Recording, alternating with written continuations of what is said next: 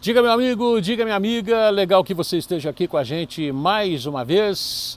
Se você já nos acompanha, não deixe de ativar o sininho para receber as notificações. Se não acompanha ainda, seja muito bem-vindo. Quisera eu ter todas as manhãs livres para o caminhar numa praça. E aí pode ser com chuva, sem chuva. Mas vamos lá, vamos tocando o barco. Os compromissos urgem, os compromissos nos chamam. Então vamos lá. O São Paulo se prepara, continua se preparando nessa semana intensa de trabalho aí para o difícil clássico contra o Palmeiras, que vai ser no Allianz Parque no domingo às 4 horas da tarde. O Palmeiras está invicto contra rivais aqui do estado em 2022. Foram 11 jogos até agora com 9 vitórias e 2 empates. Esse é o lado negativo para o time do São Paulo. O positivo é que mesmo com aquela vitória na Copa do Brasil, o São Paulo, na soma dos resultados, conseguiu se igualar e aí nos pênaltis passou pelo time do Palmeiras, deixando o Palmeiras reclamando de arbitragem, aquela linha lá tracejada que não foi direito, no possível impedimento do Caleri, isso já passou, já ficou lá para trás. Agora o Palmeiras está na regressiva pelo título do Campeonato Brasileiro, faltando 7 jogos, e o São Paulo está na regressiva, faltando 8 partidas para o tricolor, tentando conseguir aí a sua vaga, pelo menos na pré-Libertadores do ano que vem. Vamos lá, depois da vinheta vamos falar deste Rogério Ceni previsível ou imprevisível. O que é que você acha? Levantei alguns dados aqui interessantes do time titular do São Paulo na maioria dos jogos. Depois da vinheta vamos falar.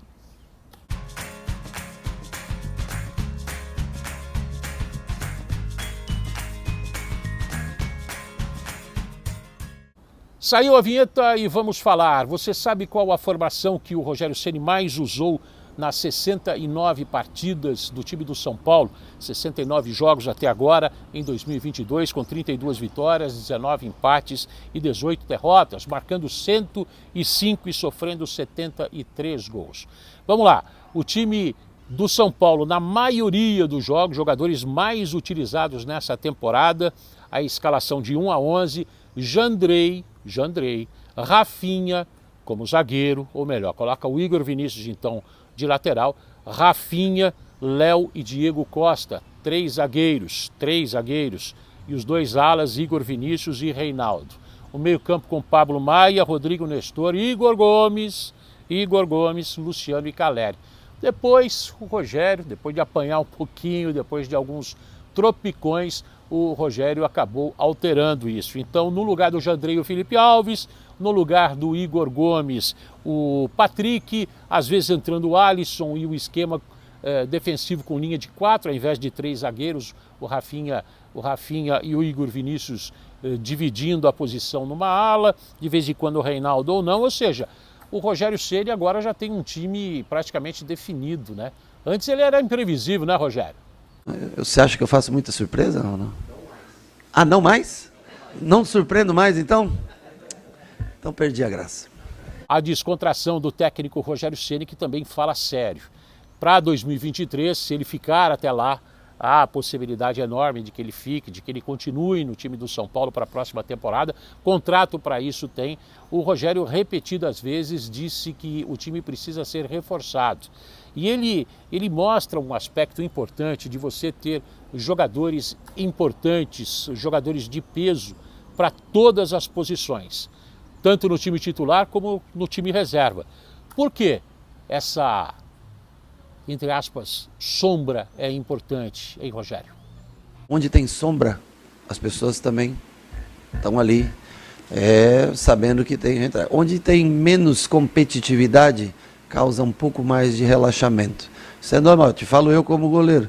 Quando eu tinha grandes goleiros atrás, eu me elevava o meu nível de jogo.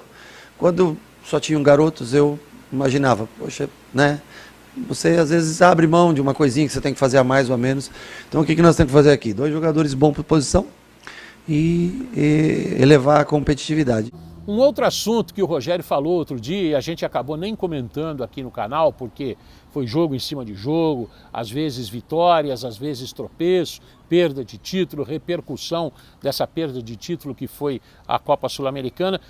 Outro assunto abordado foi com relação à possibilidade do Rogério Ceni ser um dos pretendentes à vaga de treinador da seleção brasileira, porque o Tite já disse, a Copa do Catar está se aproximando, ele já disse que depois da Copa do Catar ele pega o bonezinho dele e vai embora. O Rogério, o que ele acha dessa possibilidade de ser um dos nomes cotados para dirigir a seleção brasileira? O Rogério Ceni também falou, vamos lá. Eu acho que nós temos técnicos, eu vejo a seleção assim, eu acho, é o grande passaporte talvez para um treinador, se faz necessário hoje no Brasil passar por uma seleção brasileira se ele quer ir para a Europa. Eu acho que é o maior passaporte que tem a seleção brasileira, uma Copa do Mundo, uma oportunidade, isso é... Mas eu acho que nós temos nomes, eu te dou exemplos, tá? Te dou como Dorival, por exemplo, um cara já...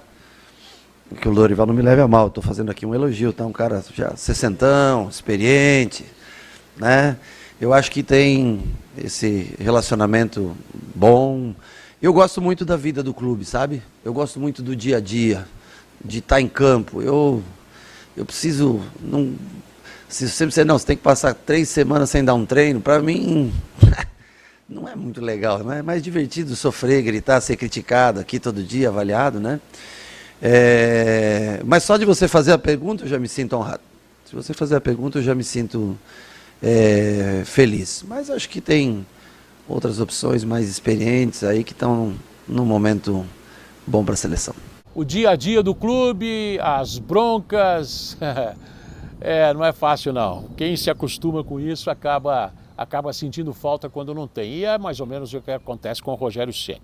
E a gente sabe que o dia a dia da seleção é mais observar jogo do que treinar propriamente dito, né? Porque ele tem que observar, o treinador da seleção brasileira tem que observar os jogadores atuando nos seus clubes. E aí quando se reúne é sempre na véspera, na antivéspera de um jogo, com exceção, claro, a Copa do Mundo, então sobra muito pouco tempo para treinar. Quem se acostuma com esse dia a dia, com essa pressão, com essa cobrança, acaba sentindo dificuldade na seleção brasileira e me parece ser o caso do Rogério Ceni.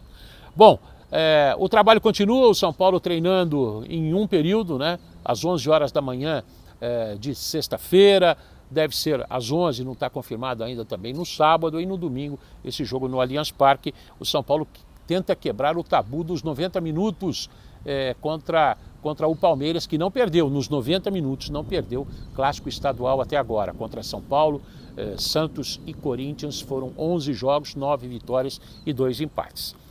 O São Paulo costuma conseguir encaixar o jogo contra o Palmeiras, exceção feita, claro, aquele jogo da final do Campeonato Paulista.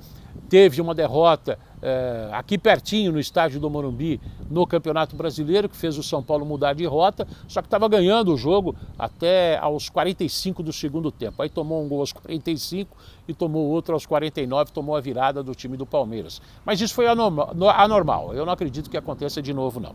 Bom, esse foi o nosso vídeo de hoje. Deixa aí o seu palpite, seu comentário, seu desabafo. Depois a gente posta novos vídeos aí para falar dessa preparação do São Paulo nessa regressiva, nessa luta por uma vaga, pelo menos na pré-Libertadores do ano que vem, tá bom? Respirando um pouco de ar puro aqui, muita natureza. Um abraço, fica com Deus, até a próxima, final de semana chegando. Valeu, até a próxima. Tchau.